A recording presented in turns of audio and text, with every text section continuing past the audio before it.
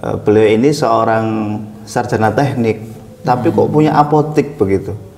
Saya jadi tertarik, kok bisa ya? Dari mulai toko obat, kemudian kita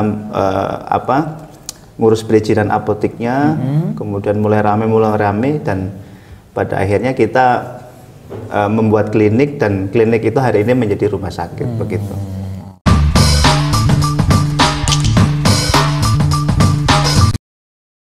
Assalamualaikum warahmatullahi wabarakatuh. Jumpa kembali dengan Tugu Inspirasi, berbincang dengan orang-orang hebat yang menginspirasi. Kali ini kita akan berbicara dengan salah satu orang hebat asli Kota Malang. Beliau adalah saya panggil dokter ya, Puguh Wiji Pamungkas. Ya. Selamat siang, dokter. Selamat siang. Puguh, nggih manggilnya. Siap. Oke, dokter, kali ini kita akan berbicara banyak mau menggali panjenengan ini agar menginspirasi bagi anak-anak muda yang ada di Kota Malang, terutama di bidang entrepreneur kira-kira. Ya. Baik, Dokter Puguh ini teman-teman sekalian boleh dibilang salah satu pengusaha muda yang sukses di Malang Raya lah, boleh begitu, terutama di bidang kesehatan. Boleh diceritakan dokter pengalaman panjenengan memulai bisnis di bidang kesehatan sampai menjadi salah satu sosok yang sukses di bidang kesehatan ini. Monggo.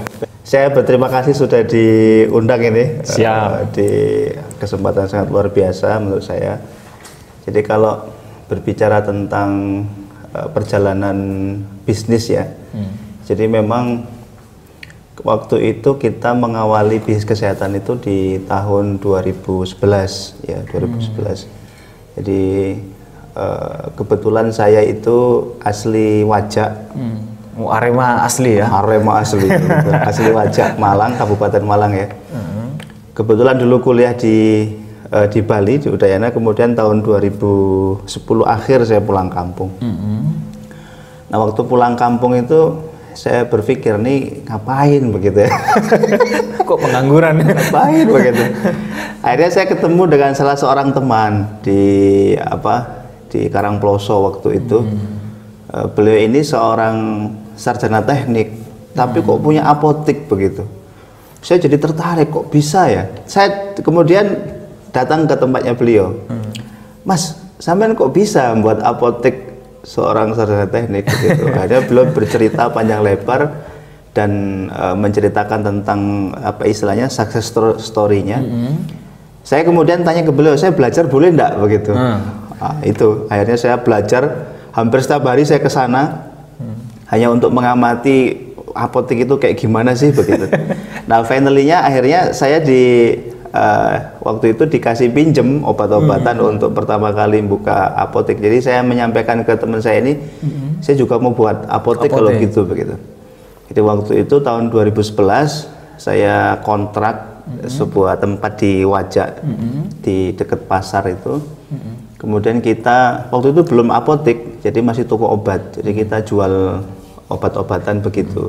Sebelum dilanjutkan dokter, ini dokter Puguh ini adalah dokter hewan. Ya betul. Makanya saya panggil dokter. Tadi saya sempat tanya, dok, apa bisa dokter hewan dipanggil dokter? Ternyata bisa. Enggak dokter, ini dokter hewan tapi kok mau menggarap. Yang penting manggilnya jangan gini, dokter hewan.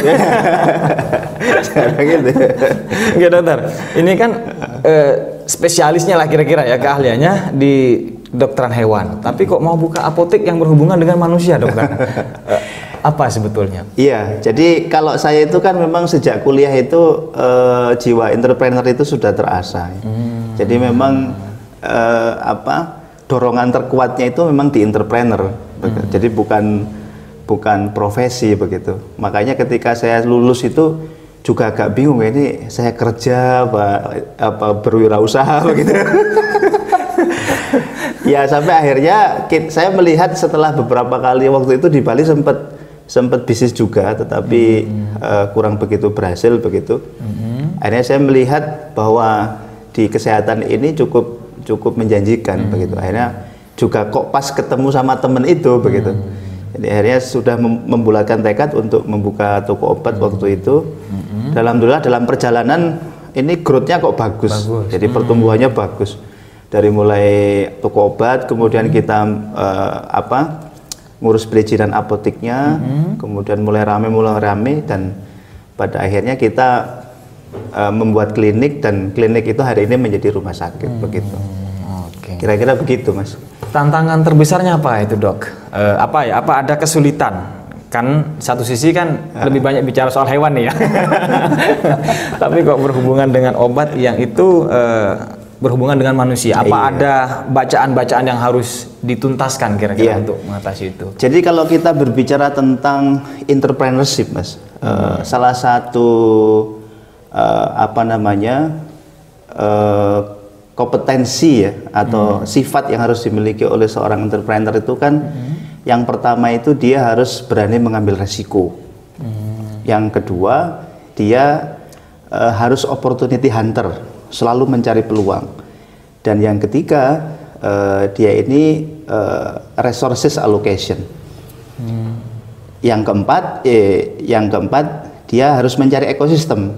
Begitu. Nah, inilah yang kemudian menyebabkan seorang pengusaha atau entrepreneur itu, meskipun itu bukan bidang kompetensi secara pendidikannya, tetapi dia bisa begitu. Karena secara umum seorang entrepreneur itu memang memiliki itu tadi, kemampuan untuk mengambil resiko, keberanian mengambil resiko, kemudian kemampuan dia untuk mengambil peluang, mencari peluang, kemampuan dia untuk mengumpulkan sumber daya. Sumber daya itu ya kayak tadi itu, ketemu teman, kemudian saya belajar ya begitu.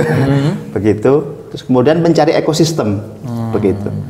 Jadi saya pikir waktu itu saya juga sama, saya nul pudul begitu kalau bahasanya orang Malang. Nggak ngerti saya. Jadi buka apotek itu juga ngerti bagaimana kulaannya di mana, cara jualnya gimana, jenis obat yang dijual itu apa aja. Ternyata kan luar biasa kalau kita ini kan. Termasuk waktu buat klinik itu, saya nol, nggak ngerti saya. Jadi waktu itu hanya pokoknya kita harus buat begitu. Termasuk kemarin pas buat rumah sakit juga begitu. Pokoknya kita harus buat rumah sakit begitu. Nah, dari keberanian mengambil resiko itulah kemudian kita harus tadi itu resources allocation. Kita harus resources allocation itu apa di dalamnya? Kita belajar. Jadi belajar dengan cepat. Belajar dengan cepat, dengan modeling, dengan benchmarking, dengan success of others ya, dengan belajar kepada kesuksesan orang lain yang bidang bisnisnya sama. Saya pikir itu yang mempercepat begitu. Dukungan keluarga seperti apa waktu itu, Dok? Ini pertanyaan menarik ini. Karena satu sisi saya tadi ngintip nih CV Panjenengan, ternyata istri Panjenengan juga seorang dokter. Ini seperti apa support dari keluarga? Jadi kalau saya dokter hewan, istri saya dokter manusia. Saya ingat betul waktu itu. Salah satu, kalau orang desa itu kan salah satu tujuan menyekolahkan atau mengkuliahkan anaknya sampai jenjang perguruan tinggi itu, ya ujung-ujungnya memang agar kerja di kantoran kan begitu ya. Jadi pegawai pemerintah. Iya. Sepatunya disemir pakai dasi. Waktu saya memutuskan untuk membuka usaha itu, ya terus terang orang tua memang agak sedikit bagaimana begitu ya. Cuman saya pikir ini sekaligus tantangan buat saya begitu. Finally-nya itu kan sebenarnya orang tua itu kalau anaknya sukses ya, sukses itu kan kalau dipersepsikan ke persepsi masyarakat secara umum itu kan ya ketercukupan harta, kemudian ketercukupan status sosial dan seterusnya begitu. Ketika bisa menjawab itu, saya pikir orang tua pasti akan senang begitu. Makanya ketika waktu itu sudah mulai jalan bisnis di apotek di kesehatan itu, ya pekerjaan utama yang saya lakukan adalah menginikan orang tua, meyakinkan orang tua. Ini loh itu. Jadi kita cukupilah semuanya begitu. Akhirnya iya ya, ternyata bisa juga begitu. Jadi nggak harus ini. Ya itu kira-kira. Nah, kalau hubungannya dengan istri Panjenengan nih, saya sempat ini ternyata Dokter Pugu juga seorang penulis loh teman-teman. Kalau teman-teman mau cari tulisan-tulisan beliau bisa dicari aja nanti di Google ya, ketik saja nama beliau itu akan keluar beberapa tulis Panjenengan. Salah satu yang saya baca ini adalah tentang family planner dan couple planner. Ini apa konsep ini sebetulnya yang ingin panjenengan tawarkan atau panjenengan jelaskan kepada publik ya? Jadi karena saya punya experience di membangun bisnis bersama ya dengan pasangan atau yang lebih populer orang sebut itu sebagai couplepreneur. Jadi ada banyak mitos sebenarnya tentang couplepreneur ini. Kadang orang itu kan kalau bisnis bareng tidak bisa membedakan mana urusan pekerjaan dengan urusan keluarga. Termasuk keuangan sering ketukar itu udah. Iya, jadi keseringannya awal itu membangun bisnis bareng dengan istri, kemudian di tengah-tengah kan pasti namanya bisnis kan banyak sekali tantangan, banyak sekali ujian, banyak sekali turbulensi yang terjadi, banyak sekali dinamika. Nah, ketika menjumpai itu biasanya yang laki-laki atau yang perempuan, kalau yang lebih kuat laki-lakinya, biasanya dia bilang, wis kamu di belakang aja, gitu. Mulai hari ini nggak usah ngurusin bisnis lagi, begitu. Nah kita, alhamdulillah sampai hari ini di 10 tahun ya, mungkin sudah 11 tahun kita membangun bisnis ini, kita bisa memanage itu, begitu. Jadi saya dengan istri bisa memposisikan ini urusan keluarga, ini urusan bisnis.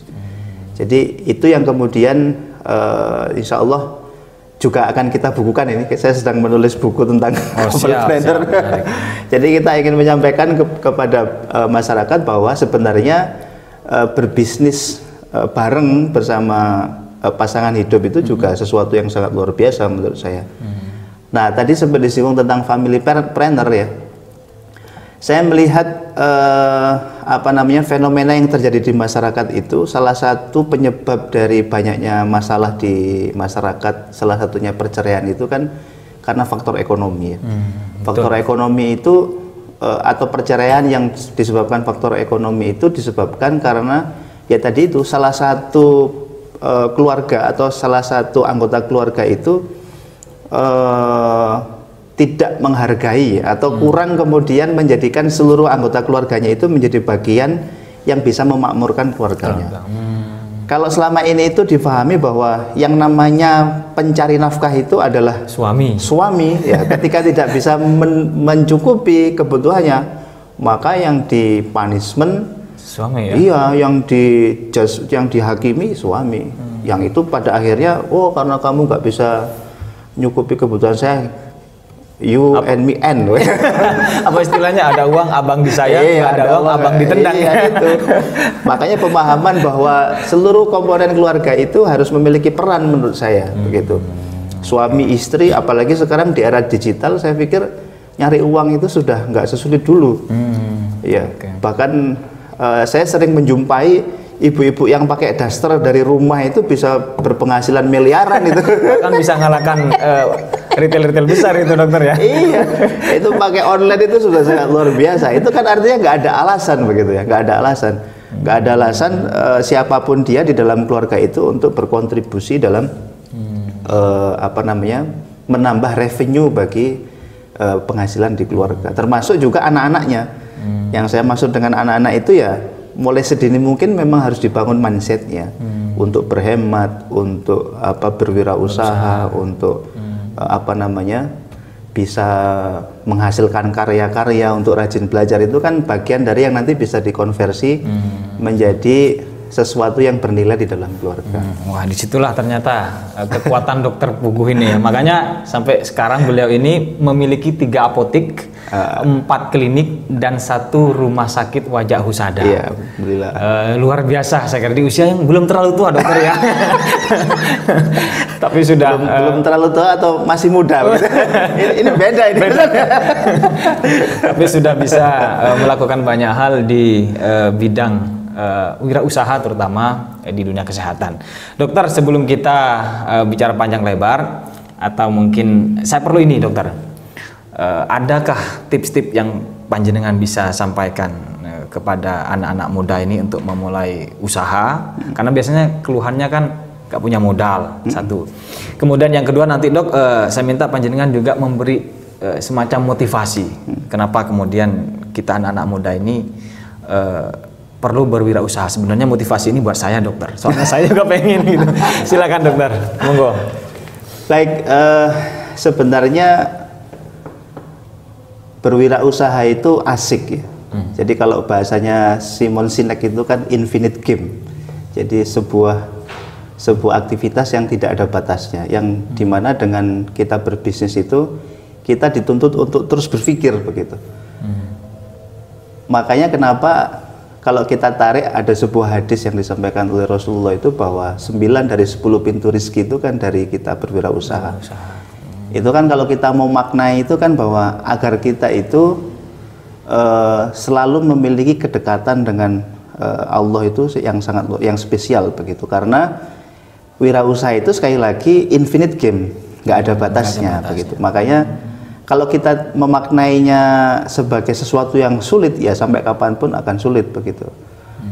Kebanyakan kan orang tidak bisa sustainable di bisnis, atau kemudian menghakimi bahwa oh bisnis itu susah, baru buka rugi, baru buka gagal, baru buka ditipu, baru buka nggak laku-laku gitu. Ya itu karena memang kita dituntut, makanya infinite game tadi itu. Kita dituntut untuk terus value creation, kita menciptakan nilai-nilai unggul di dalam bisnis kita. Kita dituntut untuk terus berada pada winning zone ya. Winning zone itu kan antara yang apa yang diinginkan customer dengan produk yang kita miliki itu kan match begitu. Jadi harus seperti itu. Nah, itu semuanya kan didapat dengan ketika kita ya continually learning, terus belajar. Dengan kita terus belajar pasti akan ada continually growing, pasti akan ada pertumbuhan. Jadi kalau yang namanya berwirausaha itu harus senang belajar, harus teachable. Dan nggak harus alumni ekonomi dokter nggak ya? Harus alumni dokter hewan juga bisa. Alumni dokternya bisa. Yang terpenting continue learning, senang belajar. Senang belajar. Belajar itu bagaimana ya? Belajar itu seperti konsepnya di growth zone itu, bahwa kita selalu mencari kompetensi baru untuk diri kita. Begitu. Sama juga kayak misalkan sekarang itu kenapa banyak perusahaan besar yang akhirnya gulung tikar karena di era disruption sekarang. Karena mereka nggak mau belajar, gitu kan? Kan banyak tuh yang tutup, pabrik-pabrik besar tutup karena nggak mau belajar, kalah dengan e-commerce yang baru, begitu kan? Dengan ibu-ibu berdaster mungkin ya yang di rumah. Ibu berdaster tadi, ya. Iya. Karena tadi itu dia tidak mau continual learning tadi itu. Makanya ya kalau kita mau berwirausaha, ya kita resepnya itu aja. Ya, kita harus terus belajar, terus mencari ekosistem. Mencari ekosistem ini penting juga ya. Jadi kalau kita itu sudah memutuskan untuk berbisnis, ya berwirausaha, kita harus berada pada ekosistem wirausaha juga. Jangan sampai nanti kita sudah memutuskan untuk berwirausaha, ekosistem kita ekosistem pegawai. Itu pasti nanti kalau kita sekali gagal itu dikuapokno kita. Langsung menyerah total. Iya. Udah dikasih tahu jangan bisnis begitu. Itu kalau kita lingkungannya salah begitu. Tetapi kalau kita lingkungannya sesama pengusaha, kita gagal, udah biasa itu, nanti pasti akan berhasil, pasti begitu. Karena sudah mengalami situasi yang sama, fase yang sama begitu. Tapi kalau kita berkumpulnya dengan orang yang bukan wirausaha, sekali kita gagal, wah, kuapok gitu. Kasih tahu, gak percaya, kayak gitu pasti. Dokter, ini sekarang kan sudah eranya canggih sekali ya, termasuk digitalisasi sudah di mana-mana. Tapi panjenengan rupanya fokus di kesehatan. Saya ingin bertanya begini, seberapa prospek sih di dalam jangka waktu ke depan bisnis di dunia kesehatan? Kesehatan ya. Iya.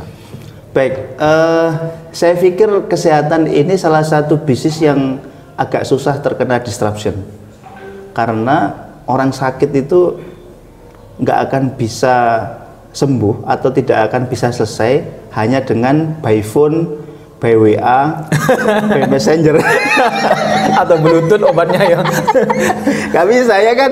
Orang sakit ya harus ditensi, harus diperiksa, ya kan, harus diperiksa tanda-tanda vitalnya. Kalau perlu pemeriksaan penunjang harus diperiksa di pemeriksaan penunjang begitu. Jadi nggak bisa. Apa bisa cek darah begitu? anu dari kejauhan bisa nggak cek darahnya? Kan nggak bisa, darahnya kan harus diambil. Artinya tetap masa depannya tetap cerah. Iya, makanya kalau dalam bisnis itu termasuk kemarin yang hasil risetnya siapa awal-awal pandemi itu kan salah satu bisnis yang tetap akan bertahan dan akan naik di masa pandemi itu kan ya salah satunya kesehatan. Kesehatan berbeda dengan properti, kuliner, pariwisata. Langsung tutup semua dokter karena pandemi kemarin. Itu begitu. Dokter, ini mungkin pertanyaan terakhir sebelum kita akhiri ya. Di Kota Malang atau Malang Raya, sejauh apa sih pelayanan kesehatan yang panjenengan amati sejauh ini sehingga panjenengan perlu merasa harus ada rumah sakit yang panjenengan dirikan? Seperti apa sebetulnya?